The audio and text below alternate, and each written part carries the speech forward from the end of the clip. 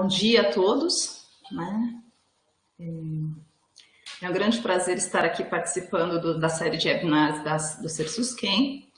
Eu sou a professora Carmen Lúcia Cardoso, sou professora associada da Faculdade de Filosofia, Ciências e Letras de Ribeirão Preto, da Universidade de São Paulo, e também coordeno o grupo de cromatografia de bioafinidade e produtos naturais nessa universidade.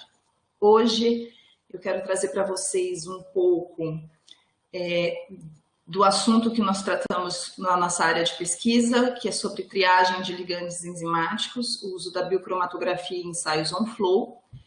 E nesse período que vamos conversar um pouquinho, eu quero falar sobre o nosso grupo, né? Então, como eu disse, nós estamos no campus da Universidade de São Paulo, em Ribeirão Preto, e a Faculdade de Filosofia é um campus bastante grande, e a Faculdade de Filosofia, Ciências e Letras está localizada nessa parte do campus, e o nosso departamento de Química está localizado nessa área do campus. Então, nós estamos bem distantes da faculdade, mas nós fazemos parte aqui da Faculdade de Filosofia, dentro do campus de Ribeirão Preto.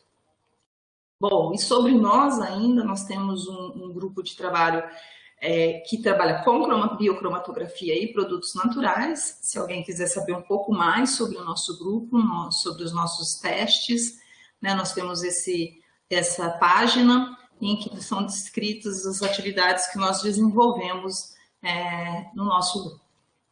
Bom, o que nós fazemos, então, na nossa área de pesquisa? Os objetivos de pesquisa que nós temos, né, é desenvolver e aplicar ensaios enzimáticos para triagem de ligandes, né, sejam com reações combinatórias ou a partir de extratos naturais, usando ferramentas como a cromatografia multidimensional e técnicas refinadas como a espectrometria de massas. E também desenvolver métodos cromatográficos de separação para determinação de compostos bioativos, de moléculas bioativas de extratos naturais. Nós temos bastante interesse em extratos de planta e também em extratos de micro-organismos. Os alvos em que nós trabalhamos para o desenvolvimento desses ensaios são alvos enzimáticos envolvidos em algumas doenças de interesse farmacológico, como as polinesterases, as enzimas acetilcolinesterase e butirilcolinesterase, a beta-secretase, e enzimas de leishmania, como a NDK e a NTPDase, e também dos processos inflamatórios, como as ciclooxigenases COX-1 e COX-2, e também agora começamos a trabalhar com as calicreínas. Bom, nós trabalhamos com métodos de imobilização de enzimas e há diversos métodos de imobilização de enzimas. E nós temos os métodos chamados de métodos reversíveis, em que nós temos a ligação dessas enzimas através de interações mais fracas, como adsorções físicas e iônicas, as ligações de disulfeto e as ligações por afinidade. As vantagens desses métodos reversíveis é a possibilidade de você desligar o alvo quando que não há mais atividade catalítica e você pode recuperar o seu suporte. Por outro lado, essa mesma facilidade de desorção e recuperação do suporte implica em alguns trabalhos em que você vai trabalhar em fluxo, por exemplo, que você vai também, essa desorção, ser a desvantagem desses métodos reversíveis, porque você vai perdendo as suas enzimas ao longo dos processos, contaminando o seu produto de reação, ou tendo uma etapa de maior dificuldade de purificação por conta dessas enzimas que estão se desligando, né, nesses métodos reversíveis. Por outro lado, nós temos os métodos de mobilização irreversíveis, em que nós ligamos definitivamente essas enzimas a um suporte e de maneiras bastante diferentes. Nós podemos fazer o método de imobilização irreversível com o intercruzamento das enzimas, em que nós interligamos as moléculas sem a presença de um suporte sólido, e então esse intercruzamento entre as próprias moléculas de enzima vai formar o seu sistema de enzimas imobilizadas irreversivelmente, portanto, através de ligações covalentes entre as unidades das enzimas. Também há a possibilidade de encapsulamento e aprisionamento em matriz, dessas enzimas. Então, elas ficam confinadas dentro de um sistema. Dentro desse sistema, elas podem se encontrar livres, né? Mas elas estão confinadas nesse espaço criado pela encapsulação ou pelo aprisionamento em matriz, em cápsulas ou matrizes. E um método bastante utilizado em diversas áreas é a ligação covalente. Então, nós ligamos covalentemente através dos sítios dos aminoácidos das enzimas a resíduos funcionalizados no suporte que são introduzidos e formamos ligações covalentes e dessa maneira as enzimas estão irreversivelmente ligadas a esse suporte. Então, para métodos em fluxo, eles são bastante considerados na literatura exatamente porque evita o problema de desorções. Então, nós não temos perdas da molécula durante o processo de utilização desse sistema. E em que isso pode aplicar enzimas imobilizadas, né? As aplicações são diversas e tanto enzimas quanto células completas podem ser imobilizadas, diversos alvos, né? A gente pode trabalhar. E nos estudos de enzimas imobilizadas, nós temos a parte considerada básica, né, que envolve os estudos de desenvolvimento de novos materiais para serem utilizados como suportes, novas técnicas de imobilização que são estudadas, a regulação dos processos catalíticos, então utilizar a imobilização para o estudo dessa parte catalítica, e a interação, os mecanismos de interação que acontecem durante os processos de imobilização. Então, nós temos os estudos que são voltados para essa parte básica, de entendimento do que acontece com as enzimas imobilizadas, e nós temos ainda a parte das aplicações. Então, tanto na indústria de alimentos, para a produção de produtos importantes catalisados por enzima, então, a catálise, a biocatálise sendo bastante utilizada, empregando este catalisador, este biocatalisador, que é uma enzima, da forma imobilizada. Também na área biológica e médica, com o desenvolvimento de novos ensaios para diagnósticos de novas doenças e também para triagem de ligantes, para identificação de novos fármacos, novos potenciais fármacos. A questão de energia também, utilizando enzimas na biocatálise para o processo de produção de combustíveis e muito aplicado também na área de meio ambiente, com os sensores, com os processos de irremediação, né, remediação de poluição. Então, nós temos várias aplicações em que as enzimas imobilizadas podem ser utilizadas. Nosso interesse está dentro da parte de biológica ou médica, né? E dentro dessa proposta, nós temos vários relatos na literatura, vários trabalhos descrevendo essas aplicações das enzimas imobilizadas para interações do alvo e do ligante, né? Para o estudo dessas interações e, portanto, identificação de compostos que tenham interações importantes com alvos biológicos envolvidos em algumas doenças, né? Também na triagem dos constituintes bioativos de plantas, né? As plantas medicinais chinesas têm aplicado bastante essa tecnologia de imobilização de enzimas para triagem dos seus ligantes. Aqui eu trago algumas referências, poucas referências, mas algumas revisões interessantes que tratam desse assunto. Né, como nesse trabalho sobre ligand fishing, uma técnica que utiliza a biocromatografia, ou seja, a interação do ligante de uma micromolécula com a macromolécula, que é um alvo, e esse ligand fishing pode ser usado tanto em sistemas offline, como a ultrafiltração, né, as partículas magnéticas, nanotubos, e também em sistemas online, onde a gente usa eletroforese capilar, a biocromatografia e bioreatores. Então, esses processos podem ser usados de maneira completamente distinta a partir do mesmo processo de imobilização de enzimas. Então, a gente tem aqui ainda falando sobre aplicações em extratos, né, vegetais, nós temos ainda as aplicações das bases de dados, né, que auxiliam na identificação das estruturas que são desses ligantes que são identificados durante o processo de afinidade entre a molécula e o alvo biológico. Então, nós temos um avanço bem interessante, né, acontecendo, facilitando, assim, a identificação de compostos em matrizes tão complexas como os produtos naturais, os extratos de produtos naturais. Bom, e o que nós temos feito, né, no nosso trabalho? Nós temos interesse exatamente quando nós observamos a pesquisa por compostos bioativos, nós temos um longo caminho a ser percorrido durante a pesquisa para, no futuro, chegar a um fármaco que possa efetivamente ser introduzido no mercado. Então, nós temos as fases, né, de coleta dessa amostra, de extração, de fracionamento, dos ensaios de atividade, isolamento e identificação, e esse processo todo é um processo bastante demorado.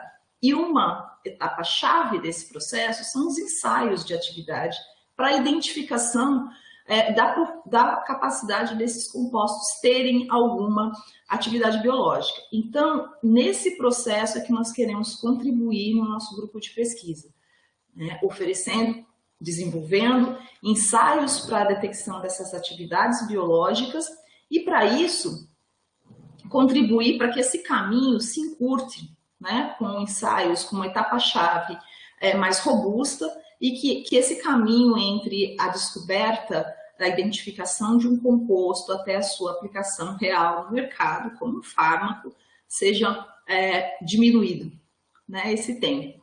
Então, enquanto em desenvolvimentos de ensaios, nós temos que pensar na seleção do alvo, né, o alvo biológico. Qual será o alvo que nós estamos procurando uma atividade? E aí, na seleção do alvo, os métodos de triagem. A partir desse alvo, como fazer essa triagem, né? Então, nessa etapa, a escolha do alvo, a seleção do alvo, nós temos várias opções em que nós podemos utilizar tanto DNA como RNA, anticorpos, proteínas e também as enzimas. Então, um alvo de grande interesse com o qual nós trabalhamos, que são as enzimas, elas têm todo esse destaque de interesse como alvo, não são os únicos, mas são bastante utilizados. Por quê? Se nós observarmos na distribuição do mercado de fármacos no mundo, né, nós temos quase 50% dos fármacos utilizados que atuam como inibidores enzimáticos. O seu mecanismo de ação de fármaco envolve a inibição de uma enzima importante na etiologia daquela doença, né? E nós temos diferentes tipos de enzimas que são utilizadas, uma grande parcela delas envolve as proteases e as quinases e também as proteínas G.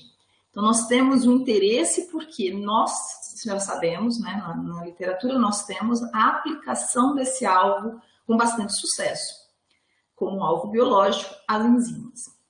Nesse processo, então, de já selecionarmos que vamos trabalhar com enzimas, e vários ensaios são feitos com enzimas, nós temos ensaios que se utilizam dessas enzimas em seu estado livre, em solução, né? São ensaios bastante consolidados, muito utilizados, né, que fazem uso de placas multipostos, e essas triagens têm vantagens e desvantagens, né? São muito utilizadas nos hybrid streams, e o que envolve as suas desvantagens da utilização de ensaios com a enzima em solução, especialmente o seu valor, é muito caro, porque se você tem um processo de purificação de enzimas, é um processo caro, então você tem um custo da compra dessas enzimas, os tempos de análise, normalmente nós trabalhamos em sistemas com incubação de pelo menos 1 hora, especialmente as baixas estabilidades e baixa reprodutibilidade desses ensaios. A baixa estabilidade da enzima está relacionada ao fato dela ter contato com condições desnaturantes, como, por exemplo, a presença de solventes orgânicos utilizados na solubilização da amostra, no preparo da amostra. Isso envolve a baixa solubilidade de amostra nas condições ideais da reação catalítica, catalisada pela enzima. Então, nós temos algumas desvantagens. E o grande problema seriam os resultados falsos positivos que podem aparecer nesses tipos de ensaio. Especialmente tratando-se de extratos vegetais, nós vamos ter esse problema como reflexo dos possíveis mecanismos de interação que os produtos naturais, né, nós temos diversas moléculas naquele extrato, que elas podem ter interferência porque tem mecanismos envolvidos entre essas moléculas presentes na amostra e os reagentes presentes na solução enzimática. Então, nós temos o preparo dos tampões para a solução enzimática, em que nós temos que preservar a atividade catalítica dessa enzima. Então, nós temos que utilizar componentes desses tampões que preservem essa atividade, preservem a estrutura da enzima. No entanto, a presença desses constituintes, eles envolvem a possibilidade de reações com os compostos. Então, nós temos vários processos que podem acontecer na presença dos compostos da amostra com os componentes dessa reação, levando, então, aos nossos resultados falsos positivos. Na verdade, as interações que nós estamos observando como reflexo da inibição da enzima, na verdade, são processos em que os componentes estão reagindo ocorrendo reações entre os componentes do meio e os componentes da amostra. Então, algumas considerações podem ser feitas para melhorar, né, essas condições. E uma das abordagens é utilizar enzimas imobilizadas. Mas qual vai ser a diferença, especialmente com a questão de falsos positivos, quando eu trabalho com uma enzima imobilizada e não em solução? Quando nós imobilizamos uma enzima, nós temos, além da possibilidade de reutilização dessa enzima, refletindo-se diretamente no custo desse ensaio, de reprodutibilidade, porque eu trabalho com o mesmo lote de enzima, mas especialmente porque nós conseguimos obter uma alta estabilidade da enzima nas condições drásticas, em condições drásticas. O processo de imobilização aumenta a estabilidade da enzima frente a solventes orgânicos, a outros reagentes, componentes dos tampões, e aumentando essa estabilidade conformacional, né, porque nós estamos prendendo essa enzima, nós eliminamos a necessidade de vários componentes do tampão para a enzima livre, que são utilizados exatamente para manter essa estabilidade estrutural da enzima, porque agora ela não tem mais tanta sensibilidade aos efeitos desnaturantes do meio, né, porque ela está imobilizada. Então, ela está presa num suporte, ela não tem mais problemas de desnaturação em função de temperaturas, na presença de solventes orgânicos, ela aumenta bastante a estabilidade nessas condições consideradas drásticas, quando nós estamos trabalhando com enzima em solução. Mas é claro que também tem problemas quando a gente imobiliza uma enzima.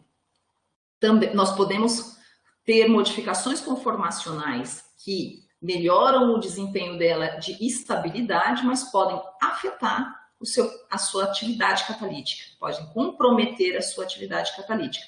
Então, nós temos que equilibrar esses dois processos, porque modificações conformacionais extremas levam à perda da atividade catalítica da enzima, né? E nós também temos os problemas difusionais de transferência de massa por causa da presença de um suporte.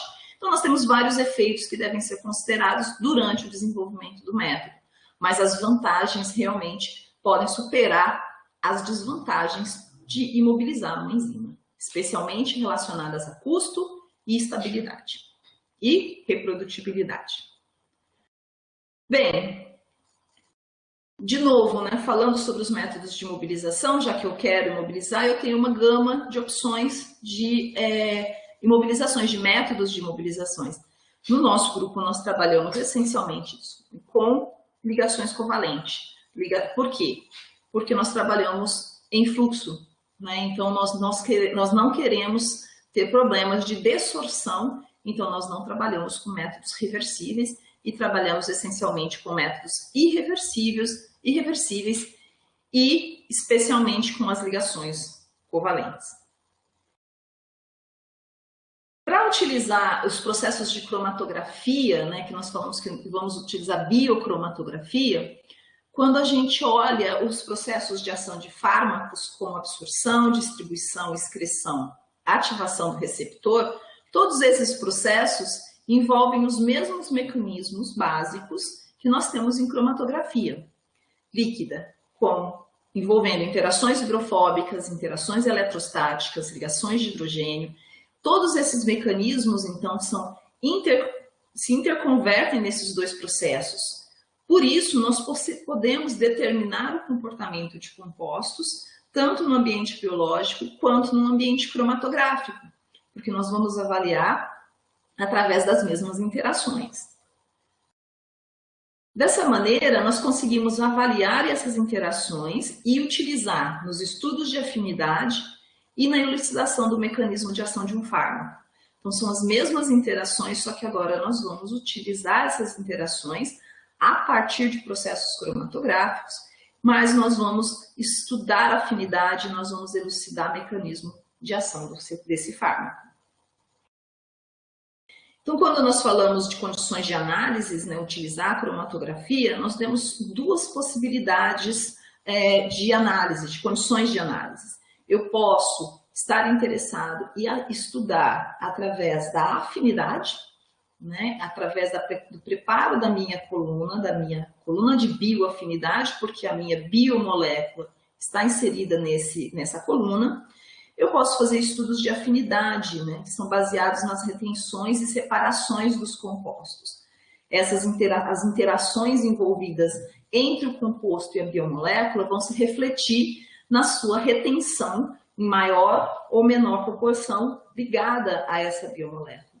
E desse modo eu consigo, através da cromatografia frontal, do modo de eluição frontal, avaliar essas diferentes interações, a diferença entre a força dessas interações, através das retenções. E aí definir, né, quem tem maior ou menor afinidade por aquela molécula, biomolécula.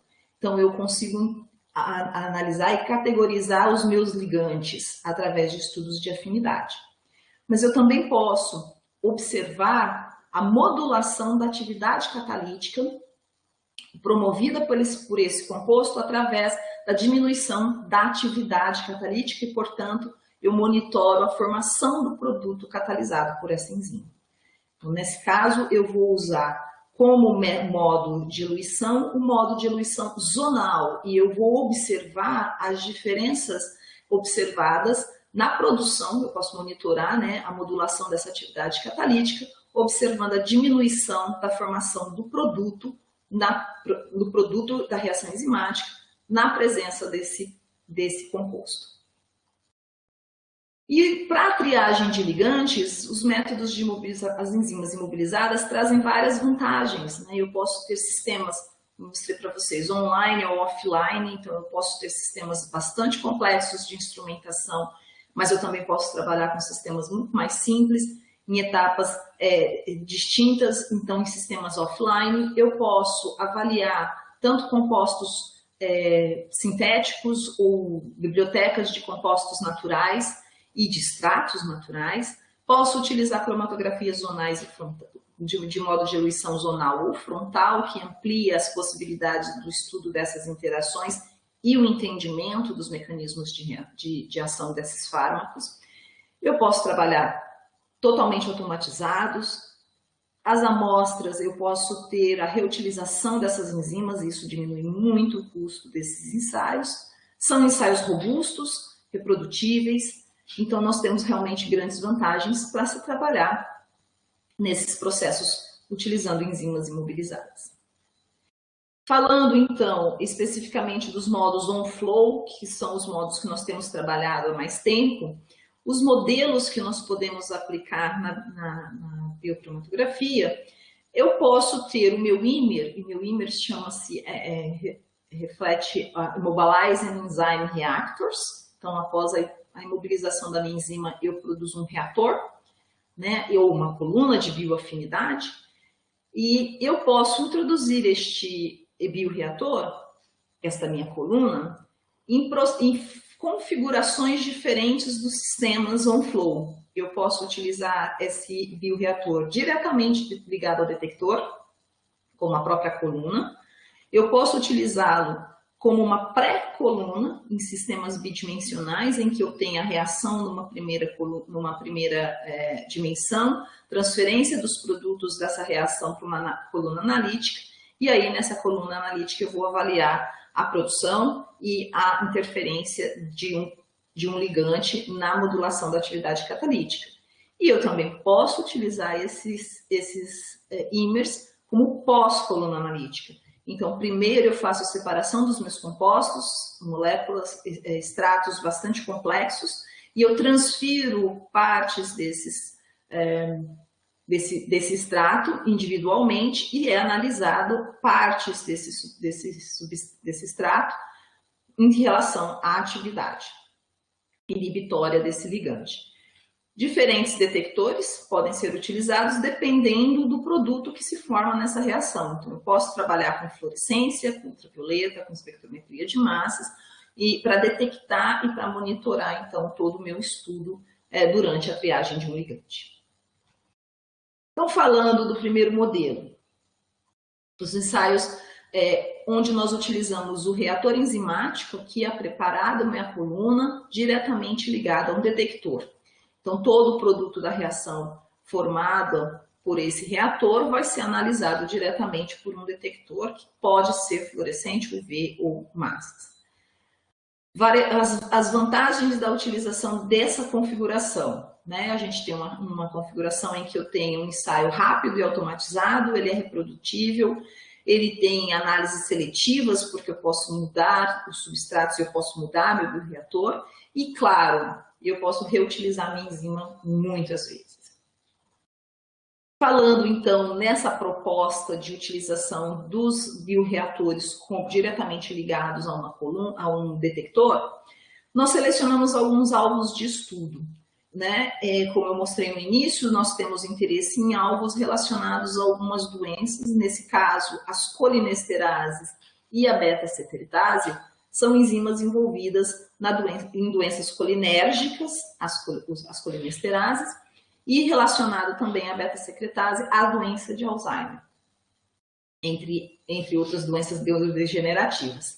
Então, são alvos de interesse, muitos trabalhos são feitos utilizando a acetilcolinesterase, nós temos um método clássico chamado método de Elman, que é utilizado há bastante tempo, desde 1964, quando ele foi desenvolvido, e avalia a modulação da atividade catalítica, ou seja, a presença de inibição da atividade catalítica desses ligantes. Então, nós selecionamos esses alvos que são amplamente estudados, além das doenças de Alzheimer, nós temos também interesses por pesticidas, porque os pesticidas utilizados, em sua grande maioria, atuam como inibidores de acetil e butiril-colinesterase. Então, é um mecanismo de ação já bastante utilizado nessa área. A doença, pensando numa doença como a doença de Alzheimer, ela é uma doença multifatorial. Então, nós temos vários processos que resultam no desenvolvimento dessa doença. Então, nós temos como principais fontes de estudo o déficit colinérgico, que envolve as colinesterases, e a partir desses estudos, né, foram identificados os medicamentos que são utilizados hoje no tratamento dessa doença, como o donepezil, a galantamina e a rivastigmina, destacando aqui a galantamina, que nós vamos mostrar várias vezes, porque é o nosso inibidor padrão, que nós utilizamos, o inibidor de referência, que nós utilizamos nos nossos ensaios. Ele é de origem natural, foi identificado de uma planta, e ele tem, então, grande interesse que nós identifiquemos outros compostos que tenham essa capacidade de inibição da acetilcolinesterase, por isso, impedir o progresso da doença de Alzheimer. No entanto, considerando essa multifatoriedade, nós temos ainda os antagonistas de MMDA, como a memantina, então são os únicos fármacos disponíveis para uma doença tão complexa, né? Então nós temos várias outras vias de interesse de estudo e de identificação de compostos que atuem nessas diferentes vias ou atuem colaborativamente entre várias vias para evitar, então, a morte neuronal, né, e o agravamento da doença de Alzheimer. Então, baseado nesse processo, nós identificamos o nosso alvo, nós escolhemos o nosso método de mobilização e um fator extremamente importante, a escolha do suporte, onde nós vamos mobilizar a nossa enzima. Então, nós utilizamos capilares de sílica fundida, é um capilar bem fino, né? Veja, a gente trabalha com 100 nanômetros de diâmetro interno, é um capilar vazio, então nós vamos imobilizar nas paredes desse capilar a nossa enzima. E a escolha desse capilar como suporte advém do fato dele evitar interações não específicas, como eu não tenho um suporte sólido, poroso, onde eu posso imobilizar a minha enzima, porque eu tenho várias opções de materiais para trabalhar a imobilização. Pensando na utilização dos extratos, a gente evitaria as interações não específicas, né, de ligação, de interação dessas moléculas complexas aí que nós temos no nosso extrato, também com o suporte. Então, para evitar uma interação a mais, né, as interações não específicas, nós selecionamos os capilares. A imobilização acontece após a primeira etapa de funcionalização do meu suporte, em que nós fazemos um tratamento ácido para disponibilizar os grupos silanóis e também vamos limpar essa parede interna desse capilar com esse tratamento ácido. Na sequência, nós vamos ativar, né, o meu suporte através do 3-aminotretoxicilano. Então, nós vamos fazer uma ligação de um espaçador aqui e funcionalizar esse suporte agora com o grupo amino. O que é um espaçador?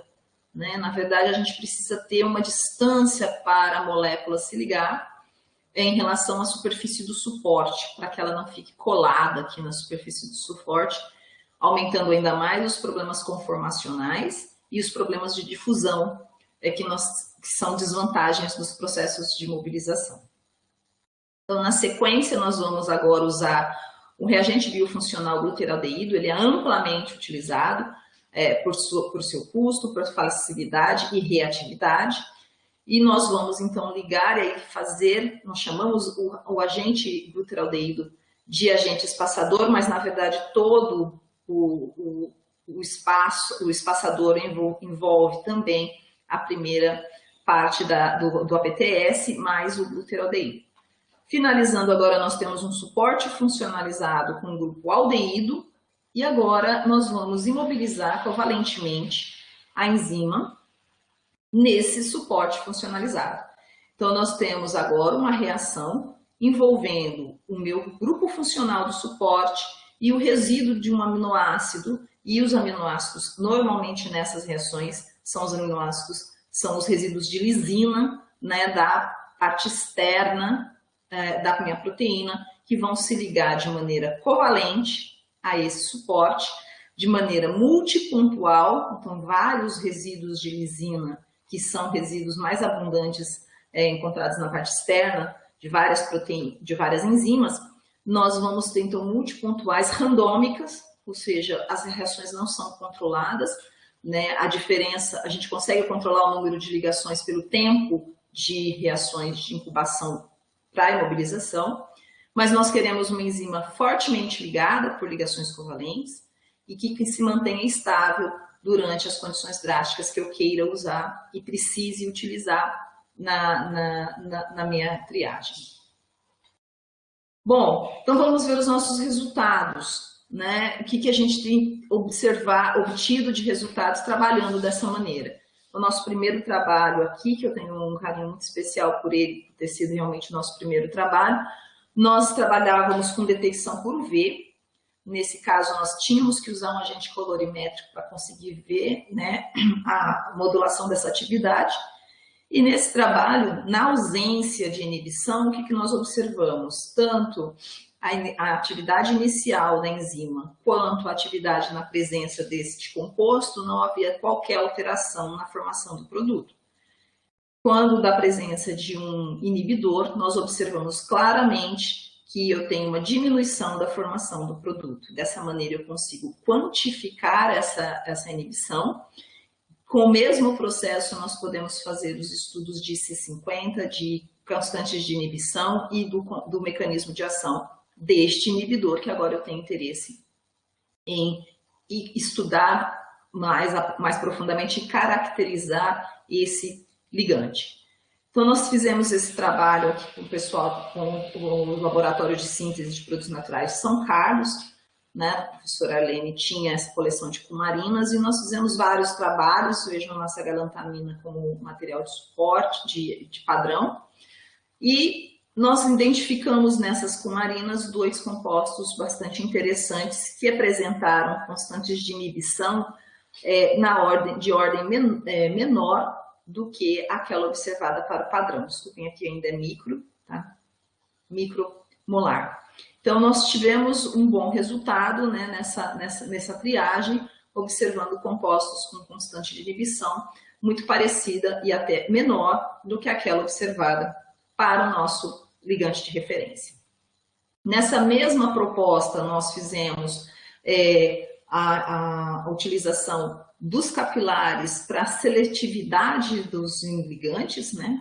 Nós temos 2 colinesterases, acetil e butiril, e nós queríamos estudar a seletividade desses inibidores. Então, essa mesma coleção de cumarinas mostrou-se, né, bastante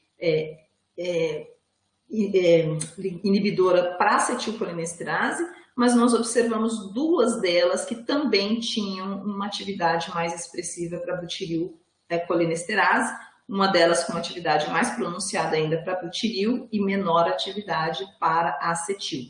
E nesse caso, o mesmo composto tem alta atividade tanto para acetil quanto para butiril colinesterase. Avançando nos trabalhos, nós modificamos o detector a partir do momento da disponibilidade desse instrumento. Nós modificamos a maneira de monitorar essa atividade, mudando agora para uma espectrometria de massas. Não precisamos mais do agente colorimétrico e nós conseguimos, então, utilizar o substrato nativo da enzima e também comprovar a inibição, né, dessas coleções de cumarina, observando também um ótimo inibidor aqui nessa coleção. Mudando então de detector, nós fizemos para a butiril colinesterase da mesma maneira, agora a detecção triando através de espectrometria de massas, onde nós monitoramos aqui o produto da reação, na presença do ligante, a diminuição desse sinal. Nós fizemos um estudo de seletividade em que a gente fez os trabalhos separadamente para um bioreator e na sequência para um segundo bioreator, mas nós pensamos, vamos tentar otimizar esse sistema. E dessa maneira nós trabalhamos no desenvolvimento de um sistema que nós chamamos de sistema paralelo on-flow, que foi o desenvolvimento desse sistema, a introdução dos 2 bioreatores. Agora a reação vai acontecer de maneira paralela, aqui, né? Simultaneamente as reações vão acontecer, e depois eu vou analisar o produto dessas 2 reações e já ter a resposta sobre seletividade daquele ligante com a acetilcolinesterase e butirilcolinesterase. Então, esse sistema envolve,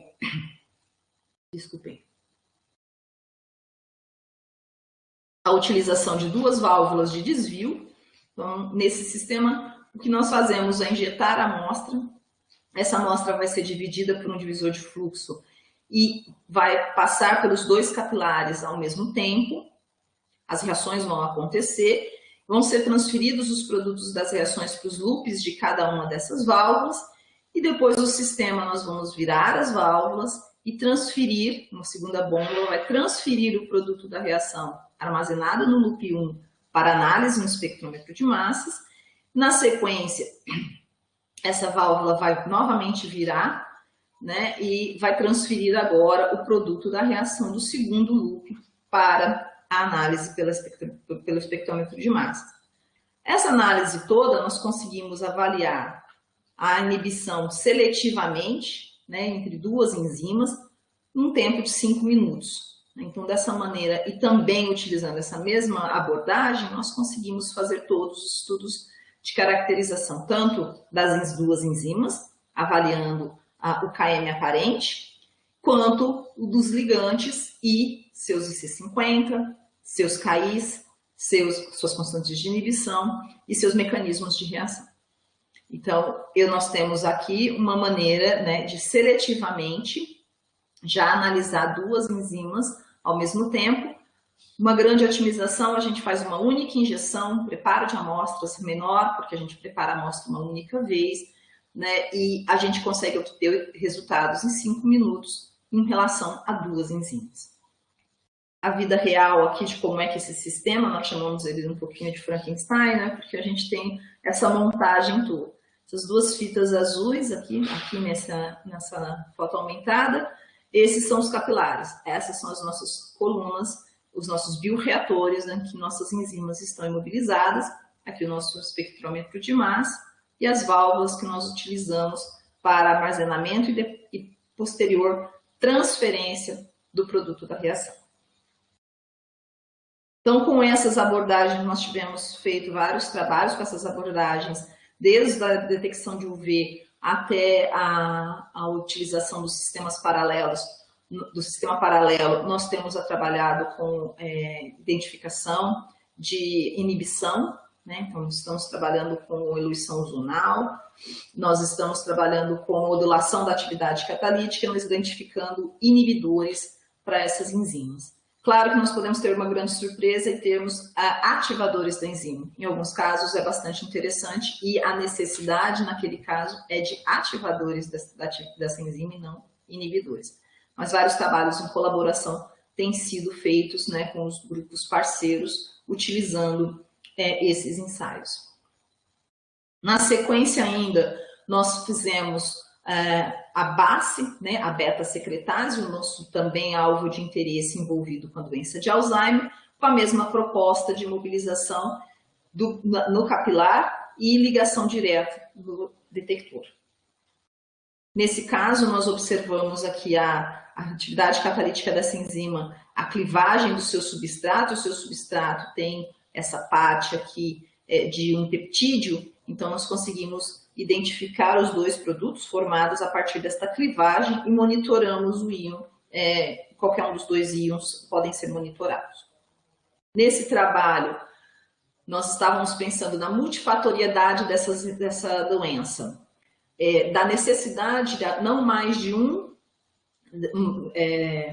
inibidor ou um fármaco que atue em um desses multifatores, né, individualmente. Então, tem se buscado na literatura os dual targets, né, os duplo-alvos, ou seja, uma molécula que consiga atuar em alvos, em mais de um alvo ao mesmo tempo, e esses alvos estando envolvidos na mesma doença, você vai poder usar apenas uma medicação para tratamento daquela doença multifatorial. Então, nós pensamos nesse processo e pensamos em também utilizar os ensaios para estudar as interações desses alvos duplos, né, desses compostos que têm alvos duplos. E a partir dessa prerrogativa, nós resolvemos trabalhar com a acetilcolinesterase e com a BACE, que nós já temos uma experiência individualmente, trabalhando agora no sistema de coimobilização. As duas enzimas estão mobilizadas no nosso capilar e nós vamos agora estudar as interações dos ligantes tanto para a ASH quanto para a BACE, na presença das duas enzimas, né? Quanto isso vai interferir na seletividade, né? Na afinidade maior do que em uma do que em outra enzima, mas na presença das duas no sistema de coimobilização.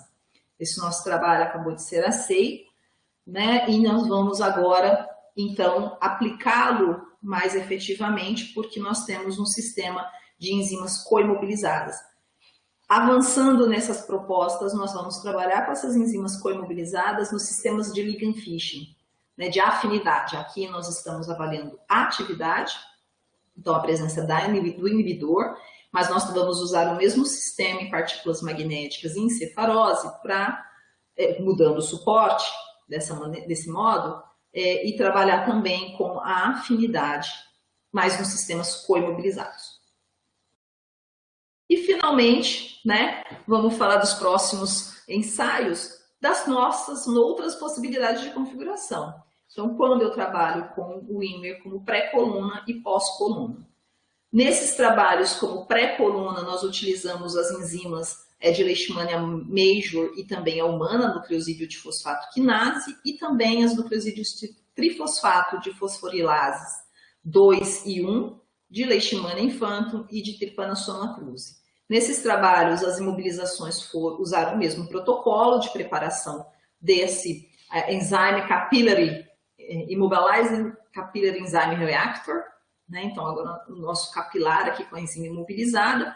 Primeiro acontece a reação catalítica, depois nós vamos analisar no produto. Então, nós temos aqui a primeira etapa da reação, acontece a reação, é transferido para a segunda coluna, e na sequência é analisada, né, a separação dos componentes dessa reação e analisado aqui, nesse caso, nós ainda utilizamos ultravioleta como detector.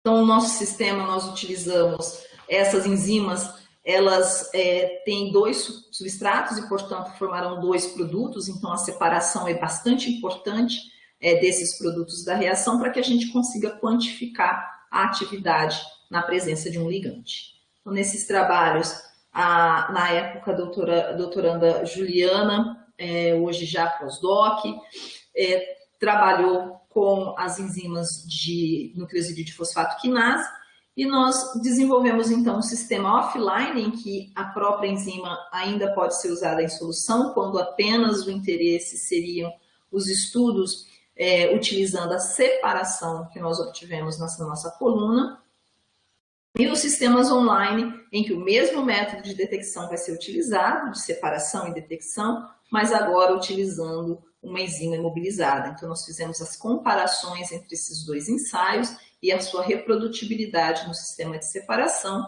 tendo, então, opções de se trabalhar offline ou online com essas enzimas. Os outros trabalhos também foram desenvolvidos com essa mesma proposta para essas outras enzimas, uma vez que nós temos, né, nesse caso, enzimas que trabalham com 2 substratos, gerando 2 produtos. Bom, voltando à nossa grande pergunta, né, que nós queremos contribuir na atividade, nos ensaios de atividade, e grandes problemas a gente ainda encontra no processo de fracionamento inicial do meu extrato para depois fazer as atividades catalíticas. E uma pergunta vem, né, a gente realmente precisa fazer dessa forma mais convencional, em larga escala, para o isolamento bioguiado de compostos? Por que não fazer essa etapa de fracionamento uma etapa mais simplificada, ou menos fracionamento antes da atividade biológica? Então, com essa proposta, o processo da configuração dos ICERs pós-coluna vem resolver esse ponto, né? Então, nós vamos usá-la como pós-coluna e dessa maneira. A coluna analítica, eu vou separar a minha amostra, o meu extrato, transferir partes desse extrato para a avaliação da sua atividade catalítica, da sua atividade inibitória ou da sua capacidade de ligante, né, nas enzimas imobilizadas. Então, esses trabalhos iniciaram-se num trabalho de pós-doc da doutora Cláudia Seidel, e continuamos agora com a Ananda no seu trabalho de mestrado, no seu projeto de mestrado, e estamos caminhando aí para bons resultados com vários extratos naturais e também com outras enzimas. Nós usamos como enzima modelo acetilcolinesterase, mas nós também agora estamos trabalhando com a butirilcolinesterase e queremos aplicar em outras enzimas também. Então, como eu expliquei para vocês, né?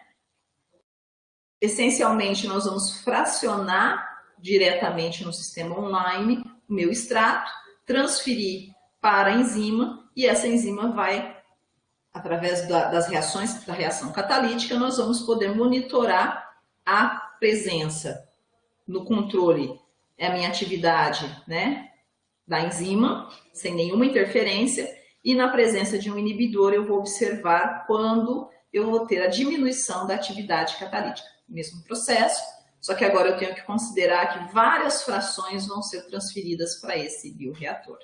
Nosso sistema real aqui de utilização é esse sistema de 2D da Agilent. E isso é possível por causa dos sistemas de válvula deles que permitem com que nós façamos essas transferências, esses cortes no extrato de maneira eficiente, sem haver acúmulo de uma fração e outra, né, dentro da válvula. Nas válvulas de maior diâmetro e que tenham volumes mortos naquelas transferências, né, naquelas viradas de válvula, a gente tem esse problema de muitas vezes ter uma contaminação de uma fração na outra. Então, a nossa segunda coluna é o nosso ICER, que já foi bastante utilizado. Nós adaptamos para esse sistema, aumentando o seu tamanho, agora trabalhando com uma coluna de 1 metro, mas continuamos ainda usando o capilar. Então, na primeira dimensão aqui, nós temos a separação na coluna analítica, um divisor de fluxo, e eu vou ter, então, enquanto um dos loops está sendo preenchido, o outro está transferindo a amostra depois de preencher, né? Então preenche os 2 loops pelos cortes e transferências das minhas frações, enquanto um é analisado, o outro é preenchido. E assim a gente vai variando, né, essa virada de válvula, liberando o loop cheio, ele recebe uma segunda fração, e assim, durante os 40 minutos da nossa análise do extrato completo, num sistema gradiente, nós vamos transferindo todo o nosso extrato para análise da atividade sobre a enzima que nós estamos avaliando. Tá? Então, nós temos essas 2 dimensões no sistema. Um detalhe aqui só, essa virada de válvula que acontece a cada 36 segundos, né? Então, a gente tem essa transferência aí acontecendo durante todo esse tempo. Para avaliar se isso funcionaria, nós iniciamos o trabalho com os inibidores de referência, galantamina, atacrina e donepezil, os fármacos que são utilizados, né, e já foram, a atacrina não mais hoje, mas já foi utilizada como um fármaco e que são inibidores da acetilcolinesterase. Então, nós injetamos individualmente esses compostos e nós observamos que quando eles são transferidos para a coluna, nós observamos uma diminuição da atividade catalítica dessa enzima. Então, nós observamos que a inibição, sim, pode ser observada nesse sistema que nós estamos utilizando do IMER pós-coluna. Na sequência, né, a gente precisou ver se realmente a gente conseguia ter essa inibição agora numa mistura, então nós vamos fazer uma mistura desses mesmos compostos conhecidos e observar quando eles são transferidos, né, separados na primeira coluna e transferidos, nós também observamos a atividade catalítica aqui sendo modulada, né, sendo inibida quando os inibidores estão presentes, transferidos no capilar. Então também nós checamos essa possibilidade. O que nos interessa é fazer isso com extrato bruto. Então, nós usamos um extrato modelo de P-astrum caliptrato e, nesse caso, nós também observamos, vejam que a gente tem aqui um inibidor, nós usamos de novo o nosso inibidor de referência para ver se o sistema está funcionando perfeitamente. Vejam, na presença de galantamina, eu tenho, sim, a identificação de uma atividade. E depois nós utilizamos o extrato bruto. Aqui nós temos a janela que mostra a transferência de todo o extrato para essa enzima. E nós observamos uma diminuição bem considerável de atividade nesse tempo de retenção. E quando nós extraímos os íons totais dessa fração e dessa fração, onde esperaríamos a galantamina pelo tempo de retenção, num tempo diferente, uma fração diferente, nós temos uma atividade bastante pronunciada e nós estamos trabalhando, né, já trabalhamos na identificação de qual é o responsável por essa atividade aqui apresentada nesse extrato, que é diferente da galantamina, embora apresente mesma massa, né, mesmo sinal de massa aqui em 287. Então, nós observamos que realmente nós podemos identificar, sem o fracionamento prévio offline, então, num sistema completamente online, a partir de um extrato, identificar a presença de inibidores nesse extrato. Então, essa combinação dessa separação analítica com o ensaio enzimático com flow realmente mostra que nós podemos reduzir o tempo requerido para identificar uma atividade biológica no extrato até a identificação da sua estrutura química. Somente para finalizar, eu sei que eu já estou bastante atrasada aqui no meu tempo, mas só para mostrar que nós estamos, né, diversificando os estudos e os métodos, e nós desenvolvemos, então, para a triagem nos processos inflamatórios, escolhemos as enzimas calicreínas, que estão envolvidas em várias patologias severas, né, incluindo os processos inflamatórios, as doenças respiratórias, né, esquizofrenia e inclusive doença de Alzheimer. Vejam a multifatoriedade, mais uma vez, dessa doença. E também alguns estudos recentes mostrando o envolvimento, né, da possibilidade da inibição da calicreína aumentar o efeito das doenças, né, aumentar o efeito na doença inicial causada pelo Covid-19, também podem ser, ou também prevenir algumas outras síndromes respiratórias. Né? Então, um alvo bem interessante, nós começamos a trabalhar com ele num processo de mobilização em cefarose, na utilização, vejam agora, de um outro detector por fluorescência, e trabalhando com placas multipostos. Nossa, mas eu mostrei lá no começo, os ensaios em solução utilizam bastante placas multipostos, mas nós também podemos usar enzimas imobilizadas. E nós usamos esse processo de mobilizar a enzima e trabalhar em ensaios multipostos através de detecção por fluorescência, observar, né, a diminuição, portanto, da formação do produto fluorescente na presença de inibidores. Nesse trabalho, o que tem de diferente, o que tem de interessante? Os processos de mobilização permitem a reutilização das enzimas. Nesse caso, nos sistemas empacotados numa coluna. Nesse caso também. Nós simplesmente tiramos as enzimas das placas, um processo simples de lavagem e ela já está pronta para o próximo processo de ensaio, um próximo ensaio. Então, nós reutilizamos essa enzima durante pelo menos um ano.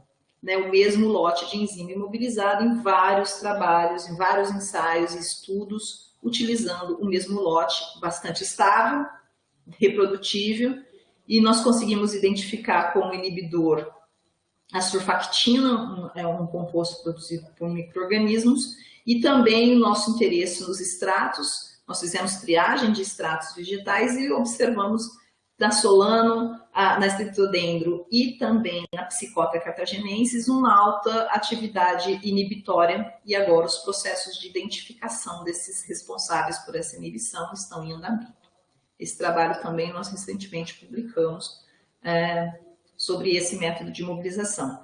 Claro que a gente quer sempre evoluir nesses processos e pensando em trabalhar com afinidade, nós mudamos o método de detecção para LC-MS. É o mesmo processo, as enzimas imobilizadas, elas vão ser reutilizadas, mas agora com o monitoramento da reação por LC-MS para posterior sistemas online, empacotar essa cefarose numa coluna e utilizar num sistema online. Então, nós já temos o método de detecção e um grande problema que nós encontramos é na transferência do substrato dessa reação que tem uma parte peptídica, que causava supressão iônica no espectrômetro de massas. Então, a gente estava com um problema de detecção. E nós usamos uma coluna TREP-C18 para impedir a entrada do substrato. Então, após a reação, e agora nós vamos colocar nossa coluninha aqui, mas aqui nós injetamos essas amostras coletadas dos ependorfes e nós não transferimos mais o substrato para o espectrômetro de massas. Então, a gente conseguiu obter realmente a possibilidade de ter o monitoramento agora por espectrometria de massas. Então, aqui é uma coluna simplesmente que nós chamamos de sistema de lavagem, né? Uma etapa de lavagem para não transferência desse substrato.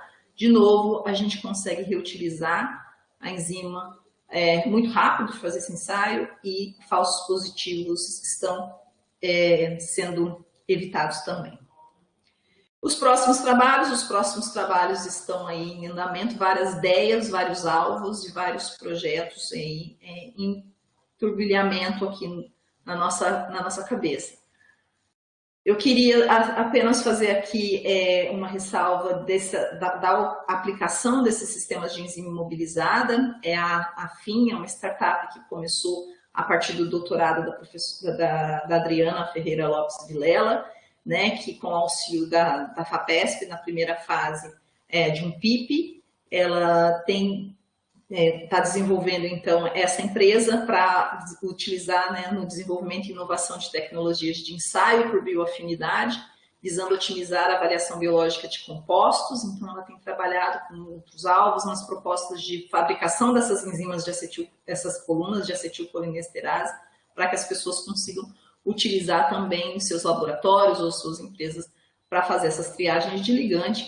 Então, nós temos aqui como resultado desses trabalhos o início aí de uma startup, de uma empresa que eu espero que alcance bastante sucesso. E, claro, agradecimentos aos nossos membros antigos, dos nossos membros que já nos deixaram do grupo, mas que aqui representam, porque os trabalhos são fundamentais no nosso histórico, e os novos membros que estão aqui ainda trabalhando e chegando. A Camila acabou de chegar no seu mestrado, que vai continuar os trabalhos de calicreína. Os nossos alunos de iniciação científica, a Bruna está trabalhando com extratos, também vai trabalhar com calicreína. E agradecer, claro, os colaboradores, como a FAPESP e o Cersusquem, com os quais nós trabalhamos também. Nós temos uma parceria e, graças ao Cersusquem, nós podemos adquirir o sistema 2D e, portanto, começar os trabalhos do uso do bioreator composto coluna no projeto da Cersusquem com a GSK e, claro, agências de fomento que nos fornecem as bolsas para os alunos trabalharem CNPq e CAPES. Meu muito obrigado a vocês pela paciência, por terem assistido até o momento, e estou à disposição se vocês tiverem alguma dúvida e alguma pergunta. Muito obrigada.